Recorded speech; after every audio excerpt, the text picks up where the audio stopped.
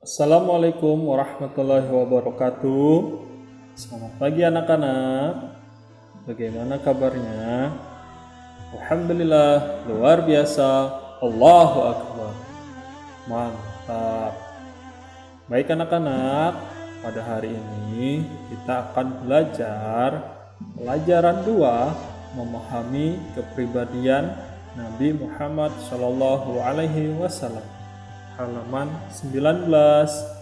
Tapi sebelum belajar, marilah bersama-sama kita membaca basmalah. Bismillahirrahmanirrahim. Baik anak-anak, kita mulai ya. Sifat-sifat Nabi Muhammad Shallallahu Alaihi Wasallam. Nabi Muhammad Shallallahu Alaihi Wasallam adalah tokoh yang diutamakan oleh semua kalangan. Kesuksesannya dalam menyampaikan ajaran agama Islam dapat menunjukkan akhlak karimah dan diakui di seluruh dunia. Nabi Muhammad SAW juga memiliki sifat-sifat luhur semenjak beliau masih kecil. Masyarakat Mekah memberikan gelar kepada beliau dengan julukan Al-Amin, yang artinya orang yang amanah atau dapat dipercaya. Nah, secara garis besar, sifat wajib bagi Nabi itu ada 4. Ada siddiq, amanah, tabligh, dan fatonah. Nah, apa saja pengertian dari 4 sifat Rasulullah tersebut? Simak penjelasan berikut. Yang pertama, siddiq. Siddiq artinya jujur dan benar. Nabi dan Rasul memiliki sifat tersebut baik dalam perkataan maupun dalam perbuatan. Sejak kecil, Nabi Muhammad SAW memiliki sifat jujur. Beliau tidak pernah berbohong kepada siapapun.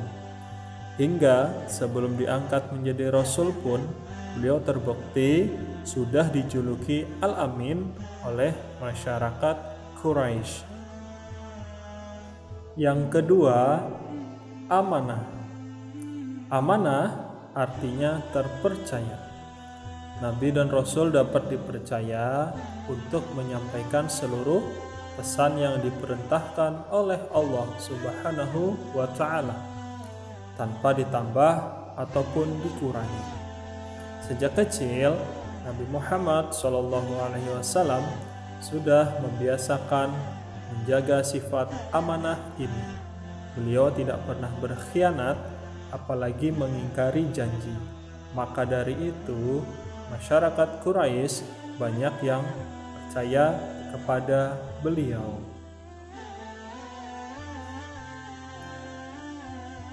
Sifat yang ketiga, tabligh. Tabligh artinya menyampaikan wahyu. Seorang rasul adalah penyampai wahyu Allah Subhanahu wa Ta'ala kepada manusia atau kepada umatnya.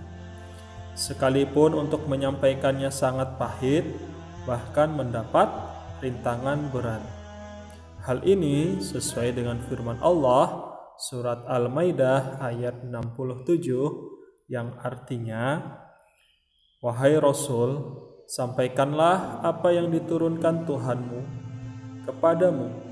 Jika tidak engkau lakukan apa yang diperintahkan itu, berarti engkau tidak menyampaikan amanatnya, dan Allah memelihara engkau dari gangguan manusia. Sungguh Allah tidak memberi petunjuk kepada orang-orang kafir." Nah, itu penjelasan dari perintah Rasul atau Nabi untuk menyampaikan wahyu dari Allah Subhanahu wa Ta'ala. Baik anak-anak, yang keempat atau yang terakhir adalah fatonah. Fatonah artinya cerdas. Dengan kecerdasannya, mereka para nabi dapat memberikan keterangan secara benar, sehingga manusia dapat mengerti dan memahami hal yang diajarkan. Sifat fotonah yang dimiliki Nabi Muhammad Shallallahu Alaihi Wasallam sudah terlihat semenjak sebelum beliau diangkat menjadi seorang rasul. Misalnya dalam hal berdagang, bertani, dan berternak. Tapi ketika beliau sudah diangkat menjadi rasul, beliau sangat cerdas dalam mengatur pemerintahan. Baik anak-anak, sebagai seorang muslim dan anak yang soleh-solehah, kita diharapkan dapat contoh sifat wajib Rasul tersebut agar dapat menjadi orang-orang yang baik dan berguna bagi agama, nusa, dan bangsa. Nah, setelah tadi 4 sifat wajib bagi Nabi, yang selanjutnya ada sifat mustahil bagi Nabi dan Rasul. Yang pertama, kidzib, atau artinya berbohong atau dusta. Khianat, tidak bisa dipercaya. Kitman, menyembunyikan. Dan yang terakhir, jahlun atau baladah, artinya bodoh.